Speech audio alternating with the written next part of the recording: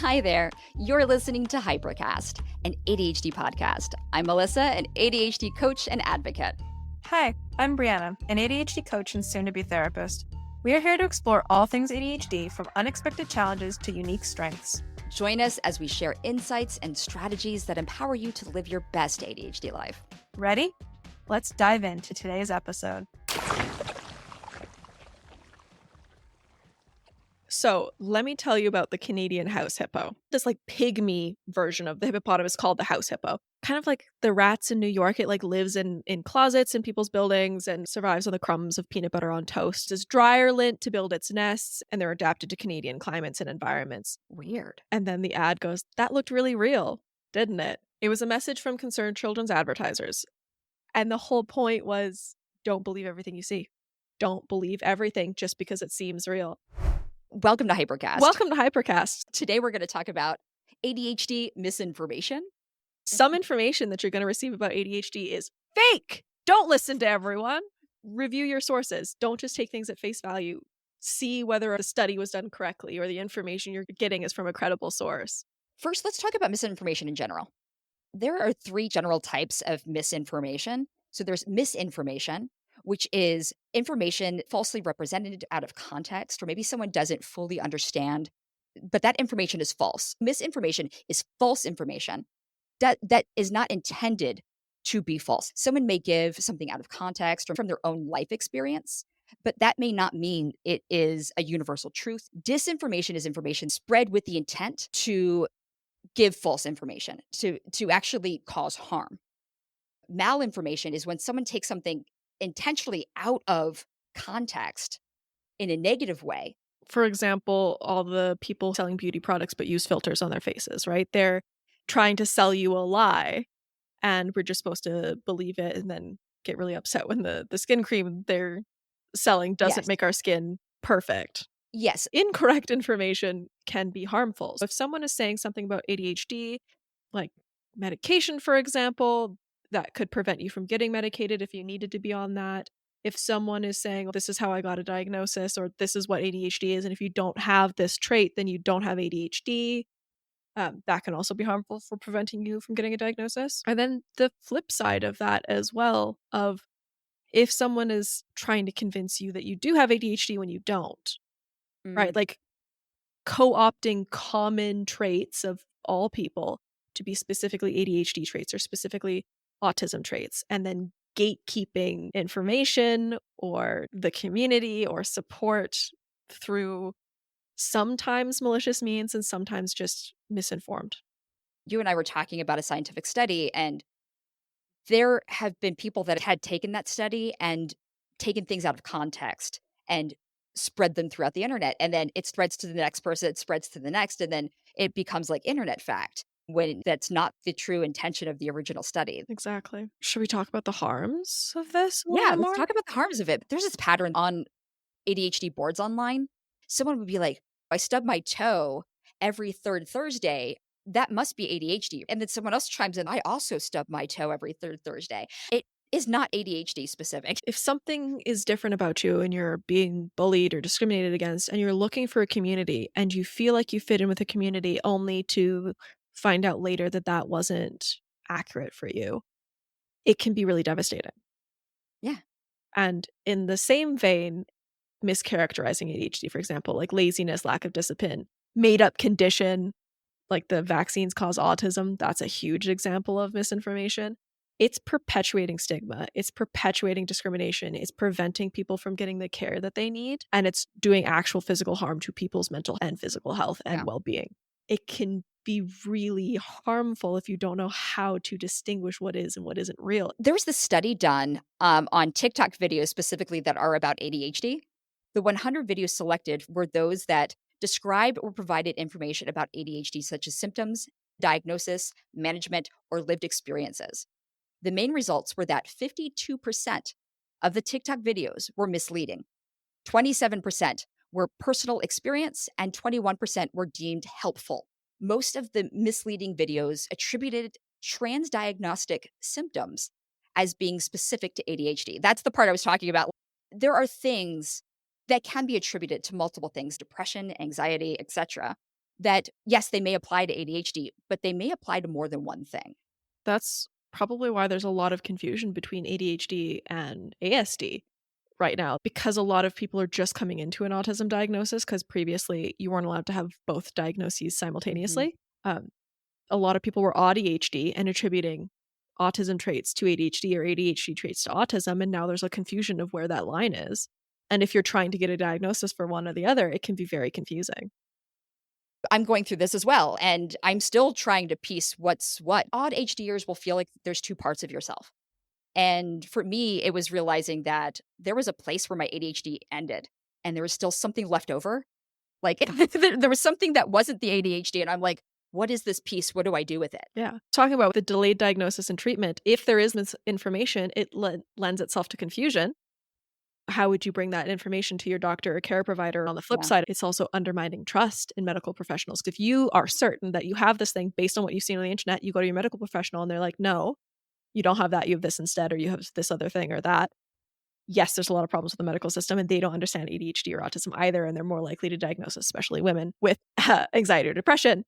But they still have gone to medical school, and their opinion should still be respected if they're, competent and respecting you and using an ADHD or a neurodiversity affirming lens. This is another point of misinformation. Even medical professionals, even us, like both of us, we are ADHD experts, can still have personal bias impact. We're never going to Yeah. intentionally misinform. But as we learn more and as we grow, we might learn that some opinions we have previously based on science have changed, or the science has been updated, or right? The age of the video, who is speaking, what is their education, what is their background? To understand that in this neurodiversity space, the science is actually moving quickly because there are so many studies being done. So, like you're saying, make sure to look at the date. Even things from 2 years ago may not be the current science Yeah. that needs to be paid attention to. Absolutely. I don't want people to stop. All of this ADHD content is bringing awareness to ADHD. It is helping people find a community. Like the 21%, the personal stories that were so popular.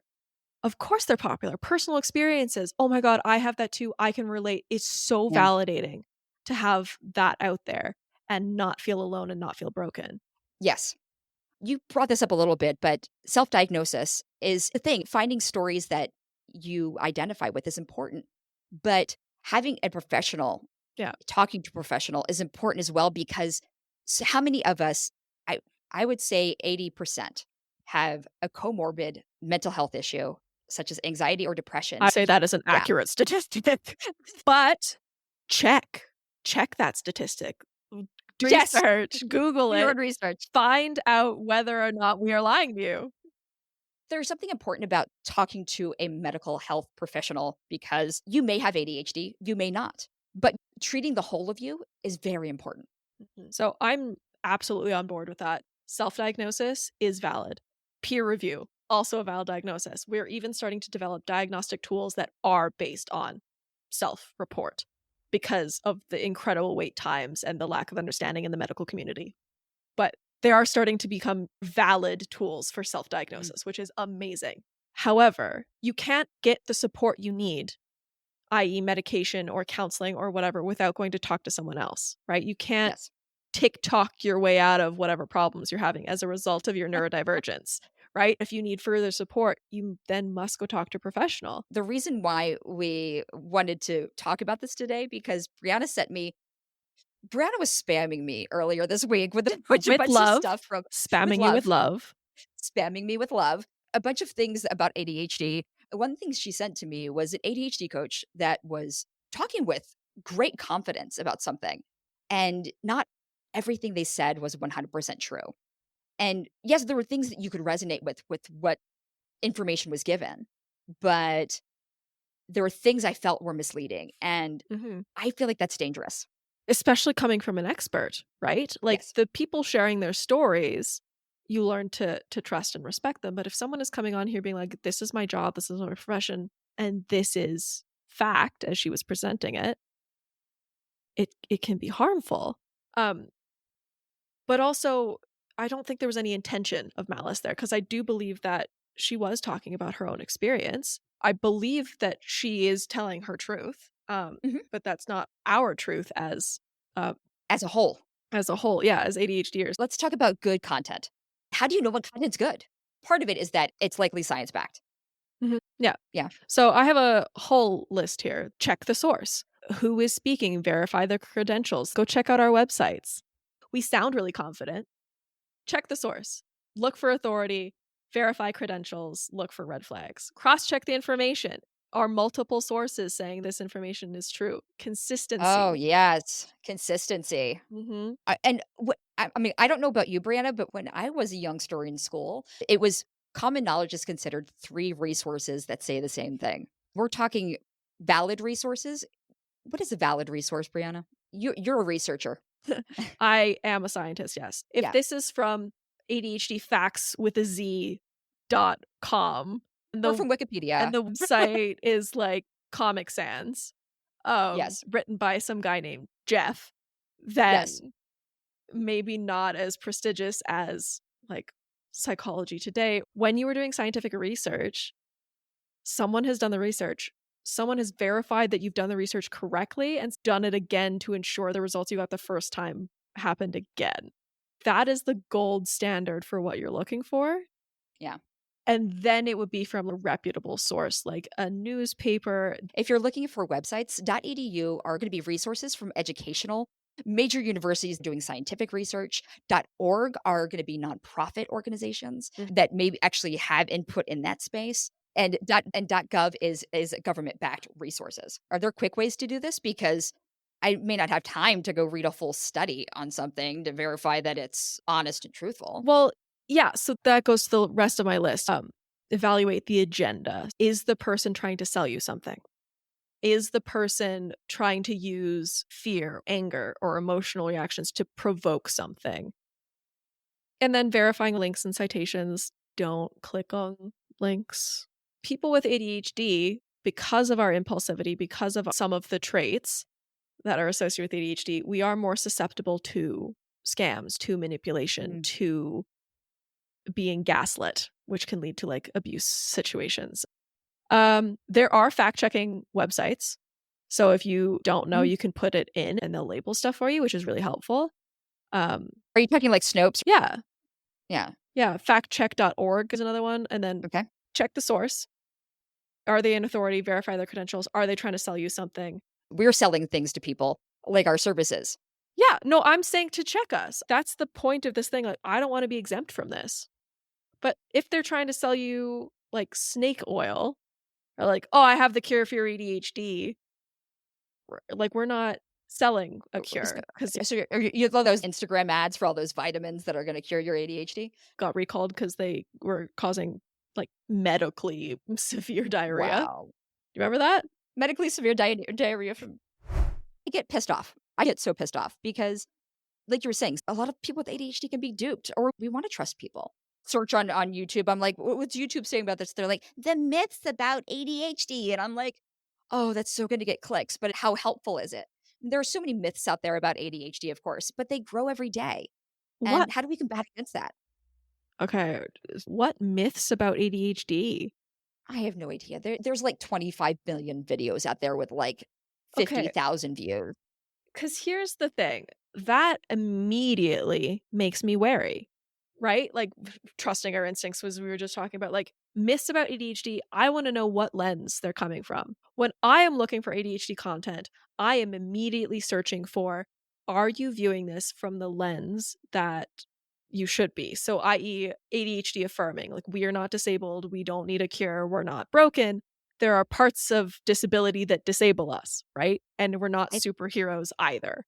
So immediately when I see what are the myths about ADHD, I'm thinking, what are you talking about? Like, are you coming at this from the medical lens of like your inattention, your focus, that's all a problem that we have to fix about you? But human beings, they want to click on that. They want to know what's wrong with them. They want to know what they're missing out. They want to know why they're being lied to. Watch it for entertainment purposes, but not for education purposes. But they take it as education. That's the point. So don't. I've solved the problem, guys.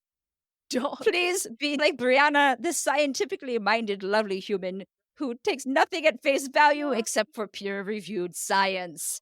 Even that I don't take at face value I for know. alternative sources. I mean, it's like the curiosity in me, I suppose.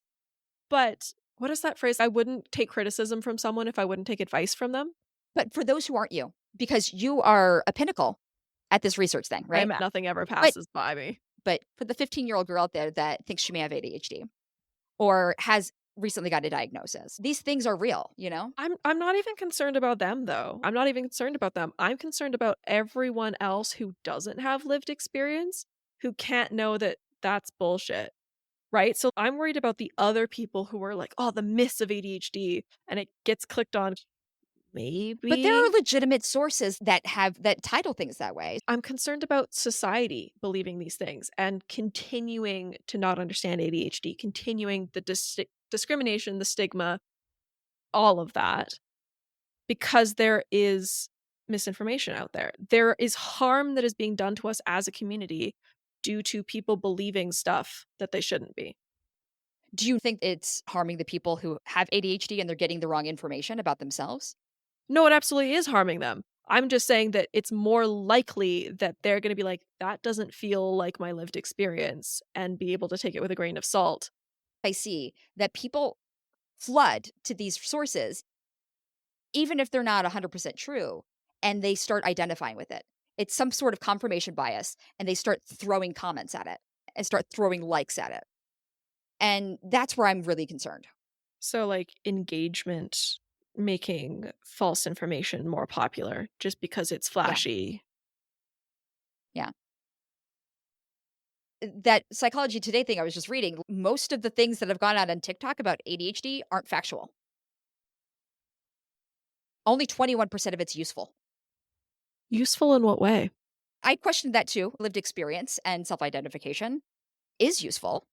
I would say that it is. I would say that the lived experience and the validating and community aspect of that is more useful than just straight information.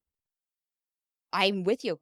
I love if that validation is also sprinkled with some really good information too. That's why we're doing what we're doing. The point of this podcast is edutainment, education and entertainment, right? Like, we're trying to bring Yeah. understanding. We're trying to bring information to those who might not be able to get it from another source, but with the lens that is affirming. But also, like, this is Yeah. also entertainment. This isn't a conversation with your doctor. None of this is actionable unless it triggers self-reflection. It's not supposed to change who you are. It's just supposed to be like, oh, I didn't know that before. I would like to go research that further. I'd like to understand more about that. But my problem is that the majority of people don't take that step. Well, can't help you. I know. I I mean, this is a really big topic. I think it's bigger than what we thought when we brought it to the table. But what's the good news? What's the good news? We've dug ourselves a negativity hole. Yeah, I am in a negativity hole. I'm feeling really discouraged about the state of the world, the fact that misinformation exists. And I try and have this positive view that people are capable of understanding and learning and growing. That some people are doing this maliciously. Like, we talked a Yeah. lot about people who aren't doing this maliciously, who are just sharing information and maybe not fully understanding it. But there are people out there that are actually trying to hurt you and to scam you or us. Malinformation.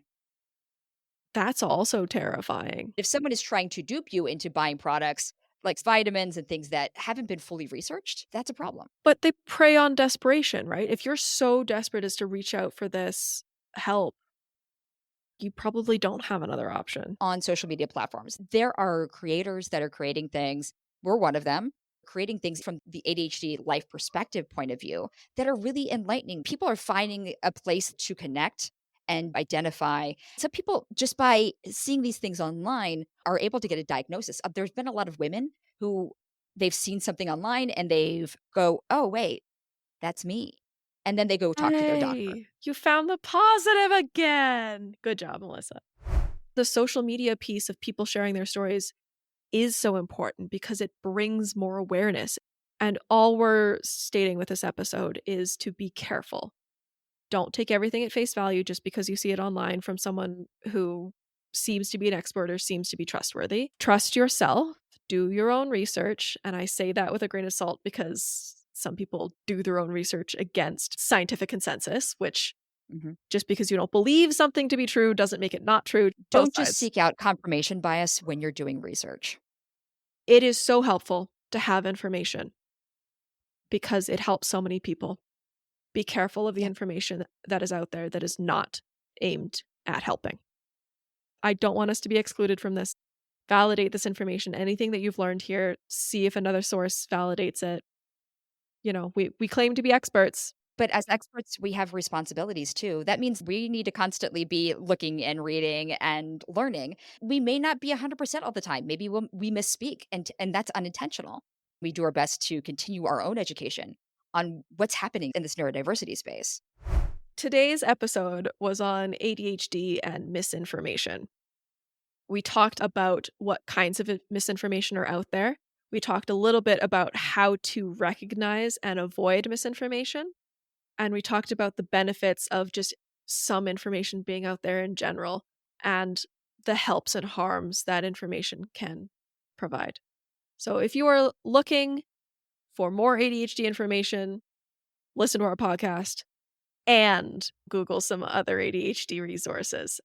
We do offer support. If you're needing ADHD coaching support, you can reach me at likemindcoaching.com. I can be found at understandingadhd.ca. We'll put a couple of resources in the show notes that we lean on when we're looking for good information, because we know it's hard to validate sources, to find the right places to get the right information about what's going on with us. Well, thank you for joining us, and until next time, bye. Bye-bye. If you enjoyed this episode, tap or click right here, or find the link in the show notes for the episode that we did on ADHD assessments. Thanks for joining us on this episode of Hypercast. If you've enjoyed today's episode and want to stay connected, be sure to rate and subscribe. And check out the show notes for links to our social media and websites. Whether you're seeking practical tips, heartfelt stories, or just a sense of community, Hypercast is here for you. Remember, you're not alone in your ADHD journey. Together, we can navigate the highs and lows with courage and compassion. So until next time, take care, stay curious, and keep embracing your unique neurodiversity. Catch you on the next episode of Hypercast.